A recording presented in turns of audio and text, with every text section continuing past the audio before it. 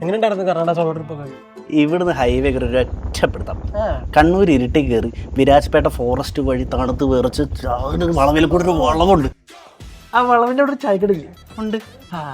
നമ്മുടെ സ്ഥിരം സ്പോട്ടാ. ചുമ്മാ ചാടിക്കാൻ പോറില്ല. ഒരു 150 കിലോമീറ്റർ ഉണ്ടെന്നുള്ളൂ. പക്ഷെ చాలా ഡേഞ്ചറസ് റൂട്ടിലു. ആ ചായക്കട പൂട്ടി. എടാ എന്നിട്ട് ഞങ്ങളൊന്ന് റൂട്ട് മാറ്റി. കൊടുകുന്ന് ഹസൻ വഴി ചിക്മംഗ്ലൂരിലേക്ക്. ചിക്കമംഗ്ലൂരേ ആ ജംഗ്ഷനിലൊരു ചിക്കൻ കട കണ്ടിട്ടുണ്ടോ? അല്ല പൊരിച്ചു കോഴി കിട്ടുന്നത്. സന്തു ഇത് കേക്കണം. ആ ചിക്കൻ ഉണ്ടല്ലോ നമ്മുടെ വീട്ടുകാർക്ക് എന്ത് ഇഷ്ടം അറിയൂ. നമ്മുടെ വാപ്പക്കൊക്കെ ചാല ഇഷ്ടലു, ரொம்ப ഇഷ്ടലു. ശരിക്കും നീ സ്ഥലത്തൊക്കെ പോയിട്ടുണ്ടോ? നൻ മകനെ നേന് പോവാത്ത സ്ഥലമൊന്നുമില്ല, അറിയാലോ എനക്ക്. എടാ ഇതിനൊക്കെ തന്റെ പൈസ. നേന് ഭയങ്കര റിച്ചടാ. തേങ്ങ 10,000 രൂപ കൊടുക്കാൻ പൈസ ഇല്ലാത്തതുകൊണ്ട് നിന്റെ അനിയൻ ദോന്ന് നടക്കുന്നു. ഇട്ടി കുടുക്കി ഇവിടെ എത്തിയു. നിനക്ക് ട്രിപ്പാൻ പൈസ ഉണ്ട്, അനിയന് പഠിപ്പിക്കാൻ പൈസ ഇല്ല.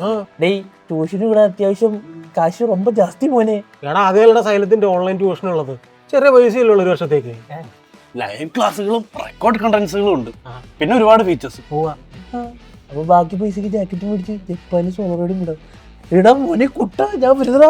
ബന്നി ബന്നി ജപ്പാനിൽ പോവാ.